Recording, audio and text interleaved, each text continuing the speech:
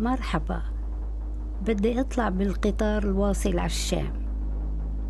قديش بعد بده يوصل على بيروت؟ عادي وارتاح، صار واصل. أوكي ميرسي.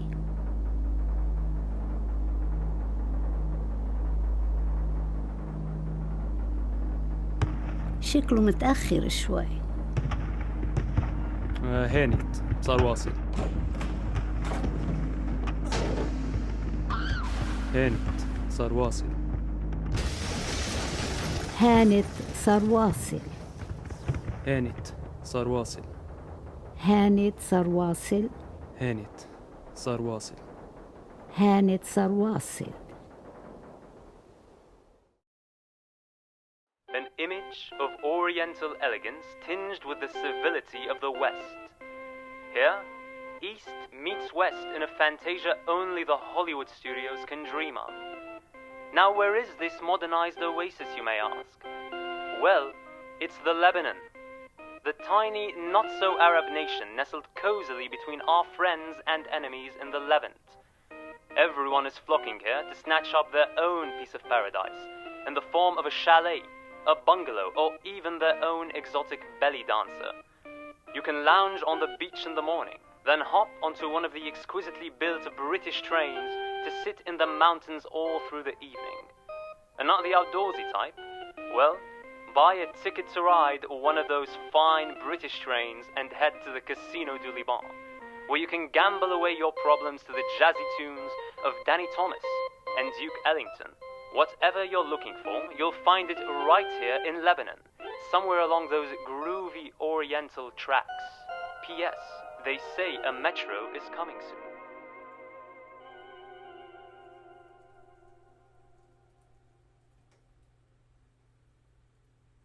I am so sick of waiting. I think it is because I can't tell if anything is coming or if these monsters are here to stay. Ever since I was a young girl, this notion of time as something factual, a moving train, an unstoppable god, has terrified me. In my old dreams, time was a fast, very fury animal, and I was always chasing after it, screaming, "Slow down, wait for us, don't leave behind." I wanted to push back on time as a construct, to hold it instead in my palms, as though it were clay and I could mold it into an inanimate object that we could simply bear witness to. If I look back, it was simple. I was trying to reckon with my premature understanding of death. I wanted to have time be on my side so I wouldn't deal with the eventual loss of faces and blankets and flowers I loved. This is why I love to dance, because only then are you allowed to become a moment, to stretch like the pink sky or a season in transition or this one lyric from a day-long album. I think you know what I mean, that when we move, we accept, we release. Listen, here every day we have to reckon with death. We have to reckon with loss after loss after loss. The loss of fuel and friends and money and certainty and water and homes and bodies and eyes and patience and trees and tents and hope and medicine. Oof. I worry that if I turn, even my memory of this place will die. I mean to say I am here over a decade later, and time no longer feels like an animal or a moving train. It's an old tree, wilting. No amount of water or sunlight or love will make a difference. It droops like a shoulder. We stand by like an indifferent god. There, the adult in me responds to the child.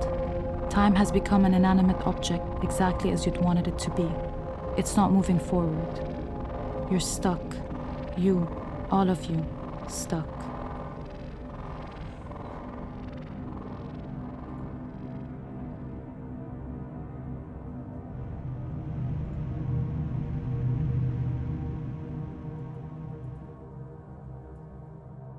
Since August 4th, 1895, when the first steam train departed from Beirut and chugged its way through the Bekaa Valley to the Riyadh station, the Lebanon has only grown more modern and civilized. The whistle of the train taught the Lebanese to abide by industrial time, transforming the country into a hub of banking, tourism, and business. Some call it the Switzerland of the Middle East. Yes, Lebanon is a paragon of East meets West, where the ancient and the modern come to play. امتى حيوصل القطار؟ اصبر شوي بس لا تخلص الحرب. لتخلص الحرب؟ فكرت الحرب أصلا خلصت. هيك بيقولوا. هيك بيقولوا.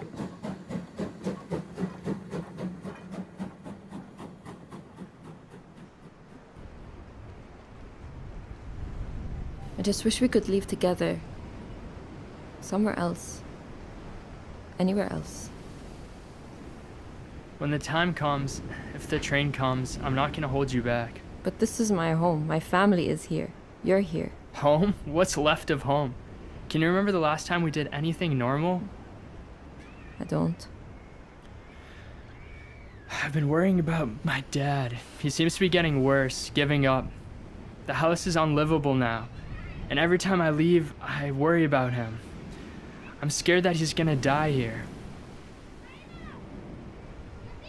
I'm scared I'm gonna die here.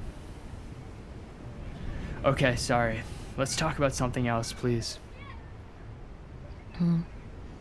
Look at that fisherman and his boat.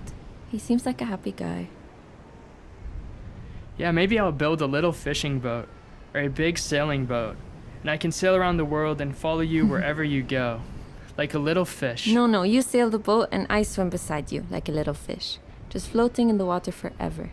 Can you imagine, though, just sailing through the sea, the whole world at the end of our fingertips? We can just hop from island to island, sit in the sun until we wrinkle like raisins. No borders, no visas, no passport control. No one to buy and sell the damn sea. Not yet, at least. Yeah, we better get moving. Or we can just hop on that plane and see where it ends up. Yeah, but you know I hate planes. I know, but just this one plane. Then we'll go to the other place and never leave. Imagine that. Never leave? But we'll be together at least. I just wish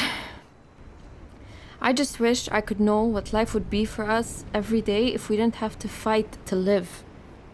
I keep hearing that we are too young to be going through what we're going through. I feel like I've aged too quickly.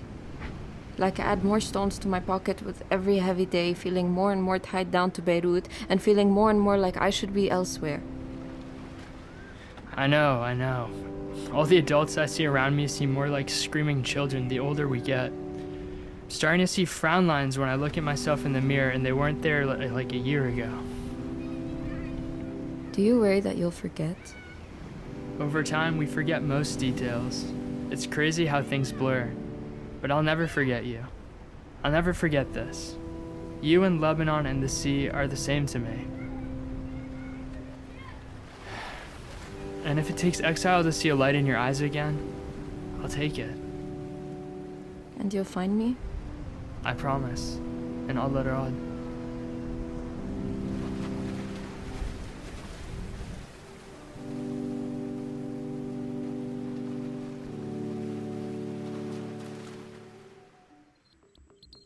As the 90s usher in the fall of the Soviet Union and the Starbucks on every corner, Lebanon too is pleased to announce its own good news.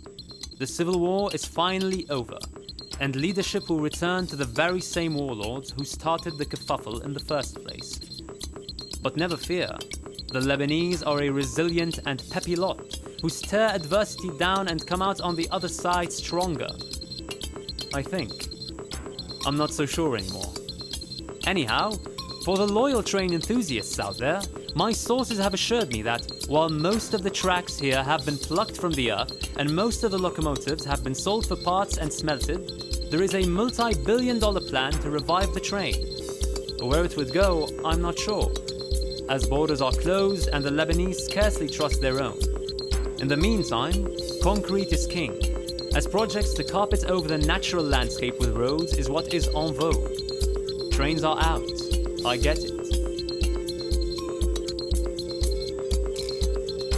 Bollocks. I give up.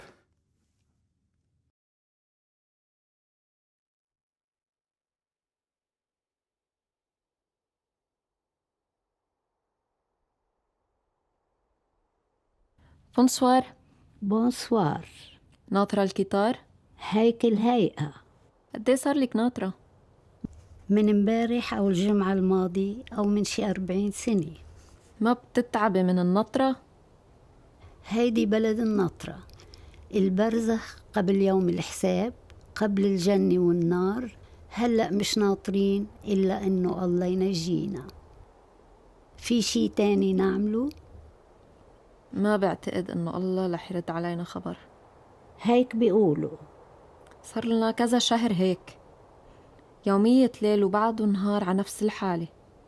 كل يوم فيق وبلبس أرق تياب عندي إياها، وشعري بصير يلزق على خدودي وعلى رقبتي، وبغسل وجهي 100 مرة، وبنطر ليجي دوري على محطة البنزين، وبتلقح بالتخت وبغمض عيوني لحتى يوقفوا يبرموا شفرات المروحة، وبنطر ليرجعوا يدوروا، وبنطر ليتعودوا عيوني على العتمة.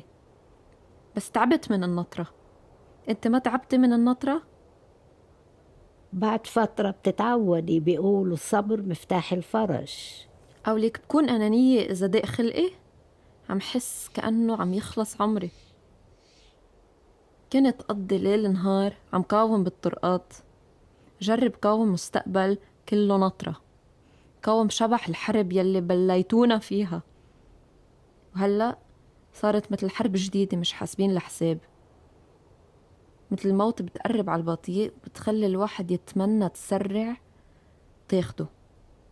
بعيد الشر. بعدهم شبابيك بيتي كأنهم مش موجودين. رح يكون في شبابيك بالقطار. كيف كان الوضع أول ما جيتوا تنطروا هون؟ رزق الله على هديك الأيام. كنا مفكرين رح يبقى لنا وقت طويل. كنا نحن كأنه العالم كله إلنا، كأنه العالم كله كان موجود. كنت لف سندويشات واركب بالقطار لروح على البحر، بيجتمعوا كل رفقاتنا ناكل تحت الشمس.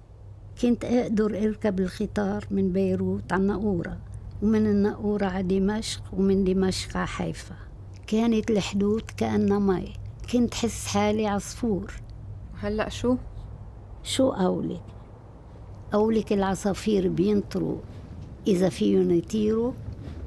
آخ كيف كنا مفكرين عنا وقت طويل. بس يجي الترين، وهيدا إذا إجا رح تطلعي؟ ما الهيئة؟ ليش لأ؟ صار لك ناطرة كل هالسنين؟ وقتي خلص، صار له فترة يا عصفورة. ووقتي أنا؟ وقتك بين إيديكي. ما في ولا محل تاني مثل بلد ولا الواحد. بعرف، بس بلدك حيضلوا ناطرك والباب بيضلوا مفتوح، بس تذكري ترجعي.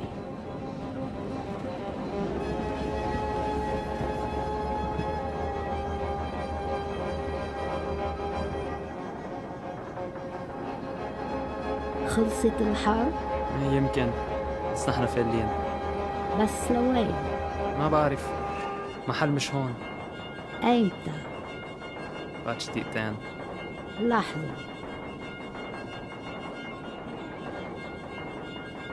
يلا حبيبي، وصل القطار. Mind the gap.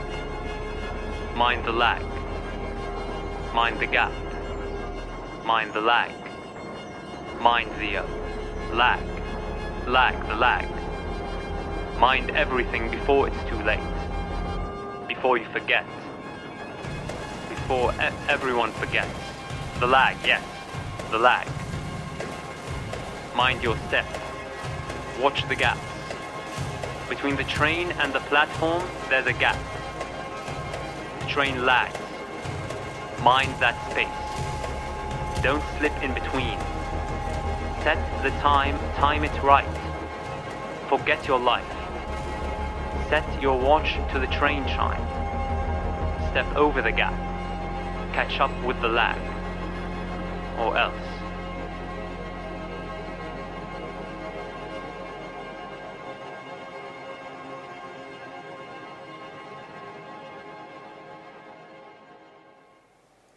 The city of culture, a city that has undergone much tribulation, restoration and renovation. For many years, many were kept waiting. Its people have had to be patient, living in times of darkness as if trapped in the basement. Many may have said this place was God-forsaken amidst dire complication, but his divine orchestration has me marveling at creation as I look into the past and see a city that once looked dead and buried. Yet now I see a city that has so much potential. Yet this potential I see is somewhere in the distance. This potential I see is resting somewhere in the future, because here's the truth, yeah. Ears may be reluctant to hear. In its roots, this city is currently experiencing deep agony. And nothing can thrive when it's in agony. So as well as potential, there's another thing I see when I look across this city. Young souls wandering. Young souls wandering. All I see is young souls wandering, and I'm just wondering whether they have any clue what direction they're going. Stop. Walk. Showing little signs of their true emotion, yet their minds are filled with commotion from constantly going through the motions. Crashing waves of fear are causing erosion to their walls of well-being. These young souls need help seeing that their future can be one that is bright. Because I want to see the youngers take flight. But this city's walls are thick with the stench of strife deep within the family home. Because it wasn't too long ago that Coventry had the highest domestic abuse rates in the country.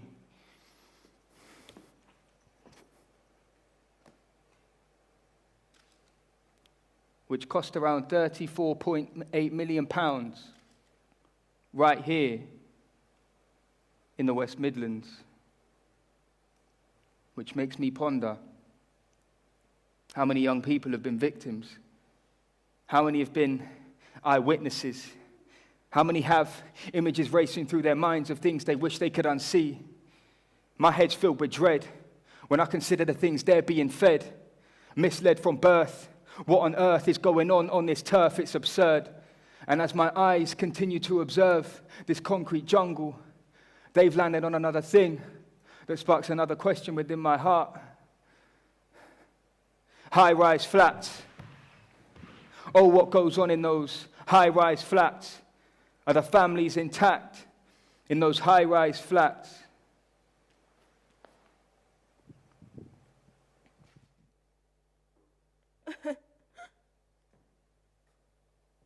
No. So, the other day, I was there on my phone, going through the same old routine, doom scrolling. I'm sure we've all been there as we see some extremely harrowing post about some human rights violation sandwiched between an influencer's brand deal and a photo of a random girl you met on a night out in a pub's toilet, posing in another pub's toilet. Look, I'm sure we all care for and want to amend the many injustices minorities face from our police forces. We don't want to see our world go up in flames or let men worldwide who have never even had a period, let alone skip one, decide what happens to us women's bodies. But I can't help but feel that our culture, and especially our generation within our culture, has become so desensitized to these issues due to sheer exposure. I'll hold my hands up. I know I have. So, this is me,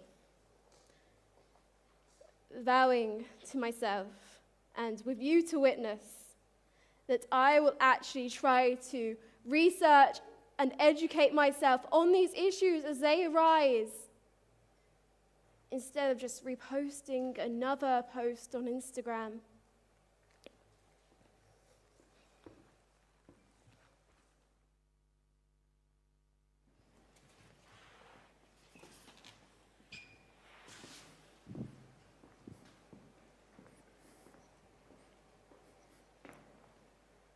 high-rise flats.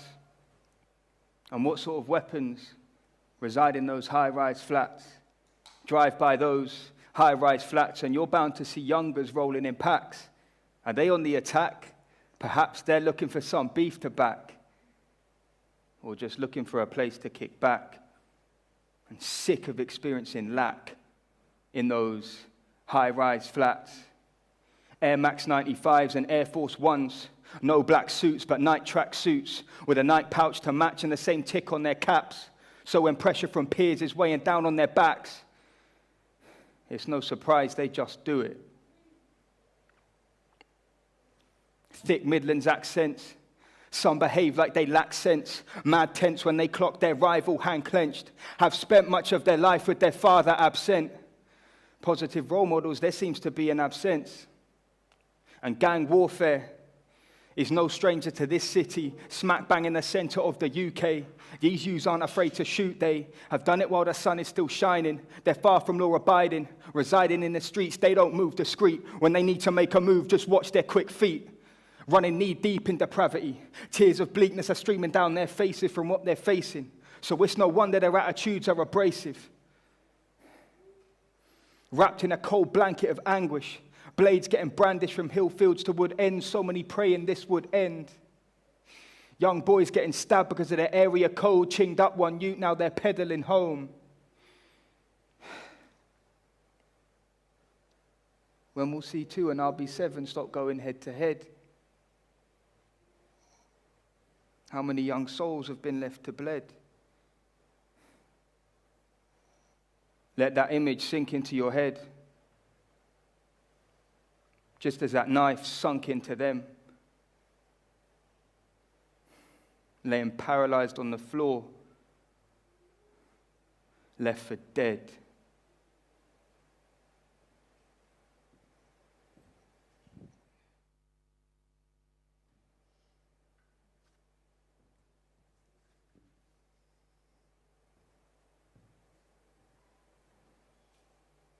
Walk.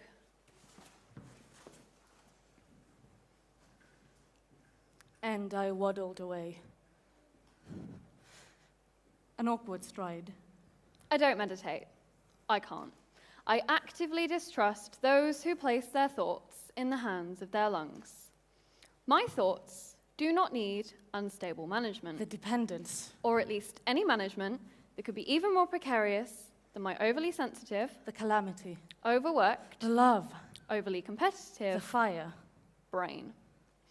Everything I am is too much, but I would always, always rather be more than less. A medicine of harm. Dance. But I crawled. Look, I'm wearing a bright, oversized shirt with bright, undersized shorts to walk through town. There's nothing better than an outfit that makes me stand out. I'm young and fun and quirky. Better than the sea of blue denim-clothed bottom halves and grey shirt top halves that plague the brick streets.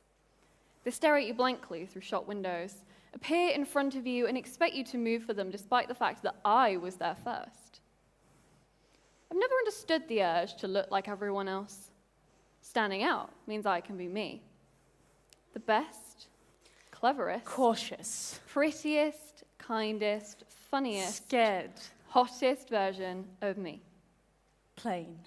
I can be that me when I work, when I study. There's nothing like a deadline to bring out the competitive side of me. Rats eating on wire. Cats wailing to tragedy. I think if the football team at school had told me to score a certain amount of goals in 3 weeks, I could have been their best player. That's not true, and I'm exaggerating. Deadlines aren't miracles. A 4-year-old fathering a toddler. The murderer, the whore. A senseless dance. The last paragraph had the word iron 6 times. Who am I? I am A self-centered. circus animal. It's hard when you come from a small middle-class town full of people with no identifying A features. simple banging monkey toy. Not to think of yourself as individually superior. A chained bear twitching erratically to a savage tune. Also isolated, lonely, and inadequate. I don't want to dance this dance. I don't want to walk this walk. When I look out of my bedroom window, I can see the train line. What I want is to sail away. To fade away is all I want. Trains heading left are going towards the city. Run. Trains heading right to the nearest village. Where to? I live in the intersect of the two. Run away or run to. The space on the track where one crosses the path of another.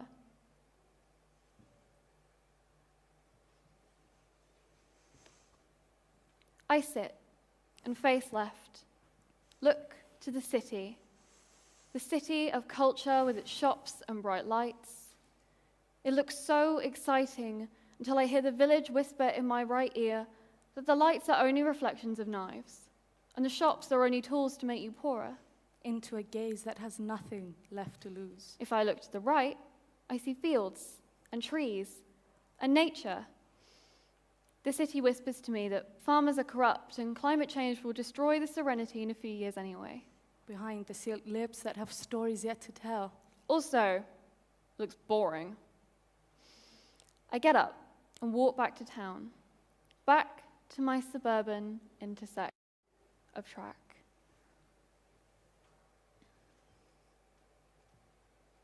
I am caught between a cage and being limitless. Move. What remains unmoved? I wish I could tell you which was the illusion, or even which I prefer. The door rings when I enter the bookshop.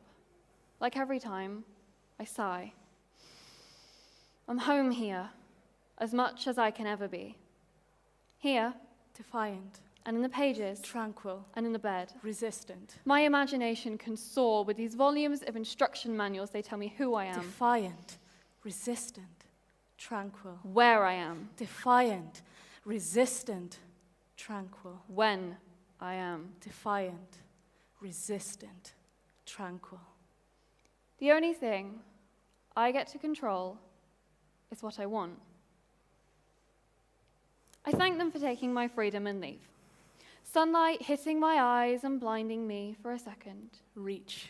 Re-entry into the world of certainty Dance. or uncertainty, Dance away. whichever you prefer. Dance away and reach the ear of God. I'm too young to have made my mind up.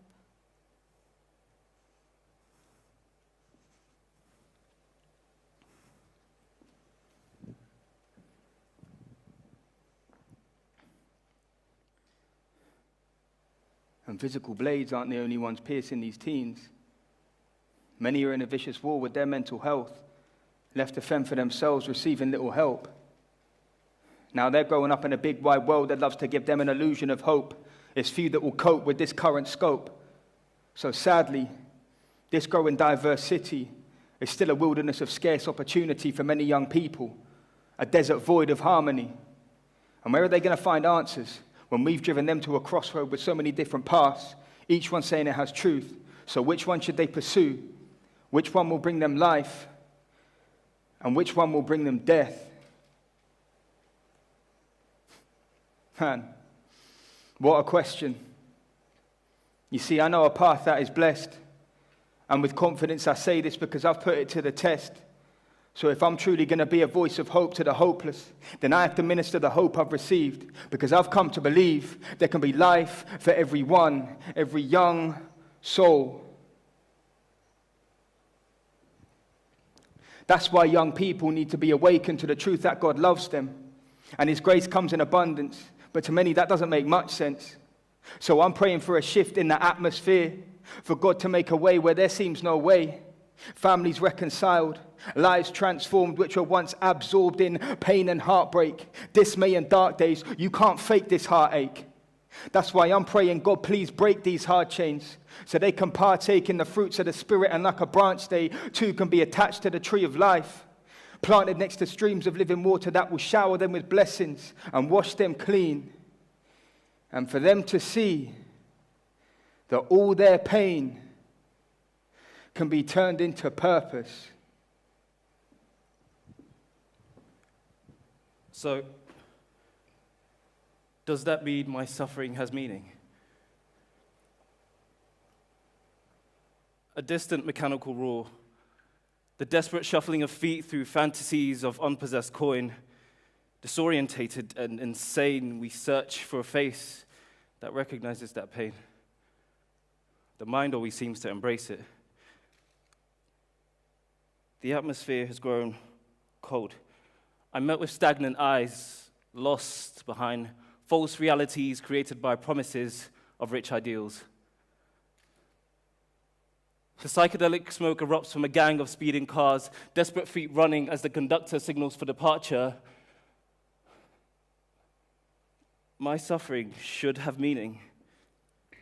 Red fingerprints on white walls, white flashes combust against red hues, a tragically beautiful contrast to the dispensed feeling of midsummer blues. All suffering has meaning. But youthful pleas fall on blocked ears. Our words mist into the carbon dioxide you exhale. We speak and no one hears. Does my suffering have meaning? The tracks go gray and weary, tarnished by decades of continuous violent motion. Plasma paints the side of the carriage where disdainful eyes dart. Then they weep, color it clean, this time with water, until the pain is gone. Then the train just moves on. The crowded stations, the abandoned parks, the congested trains, the abandoned homes. I'm reminded of home. Home is a warm fire, guided by the melody of a joyous piano, where green leaves shimmer. Home is the wind on a summer's day, vibrant as LED lights, comfortable as floating pollen. Home is a McDonald's breakfast, a Saturday morning.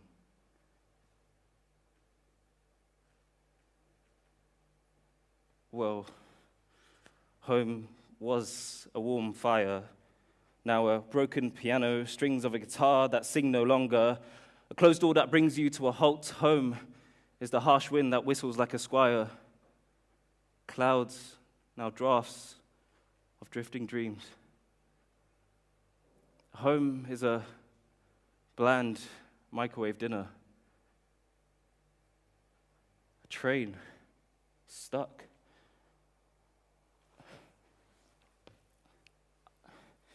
I am stuck. Can you hear me? Can you hear me?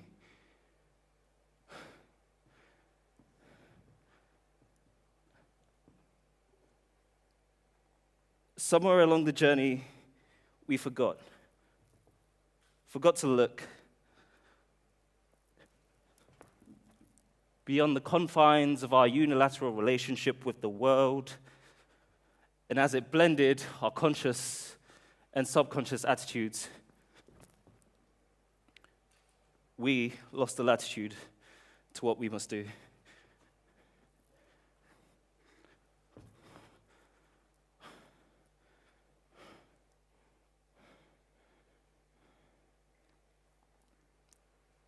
I long to take the train from Beirut to Damascus, to float along the sea from Nakora to Akkar, in a world where borders are like water, where we can cross between arms without checkpoints of armed men who scowl and scorn, judging the papers of where you were born, what name you carry, the little power you possess, while the enemy soars like a bird in the open sky.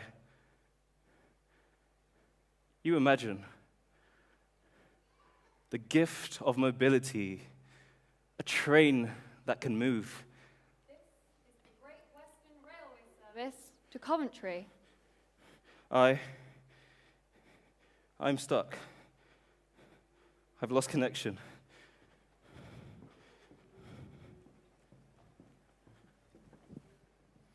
This is the potential I see. Coventry City. Communities creating unity, beautifully intertwining people together. A city known for peace and reconciliation. Each day, lives getting better. A city known for bringing hope to its people. Churches packed. Do you have faith? Thriving. Do you believe in God? Buzzing with the sound of praise. Because I do. Community outreach that is not just a phase, but brings about continuous change. So when I think about how I want my city to see me, again I say, churches packed. I want my city to see me using the same lens that my Maker uses to see me, as equal. With love and compassion, rather than judgment and pressure, with ones that used to roll in gangs now lifting their hands, praising as they sing out songs of joy. I see limitless potential when I think of salvation reaching the heart of this nation, youths going from hateful to grateful, overflowing with thanks instead of reaching for their shanks. From CLM to Walsgrave Baptist, from Holy Ghost Zone to Jubilee, I'm praying for Jubilee to fill these streets. From Mosaic down to Elim, I'm praying for healing.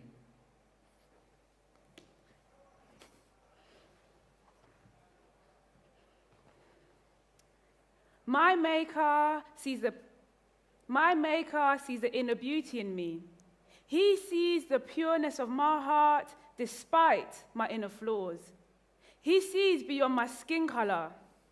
That, my friends, is how I want my city to see me. To see me as human before anything. To remember that if I cut myself, we all bleed the same blood.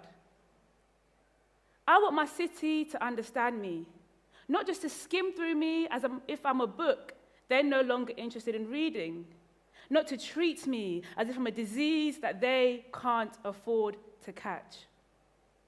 I want my city to nurture me. They say it takes a village to raise a child, so Coventry, please help shape me. I want Coventry to be part of my journey as a creative, championing my every move, listening to my problems and solutions for our better tomorrow, standing by my side as I fight for change in our nation. And when it's time for me to rest, I want my city to entertain me, to make me laugh when I'm down, reassuring me that they're standing beside me, not behind me. I want to feel as if I belong. I belong. I belong. I belong. And not just to be accepted as a black woman, but as a human to be respected. Coventry City, a city known for peace and reconciliation. A city known for bringing hope to its people. Do you have faith? Do you believe in God? Because I do. So therefore, I want my city to hear my cries, to bring me peace. And for young people to wake up in the morning and know that their life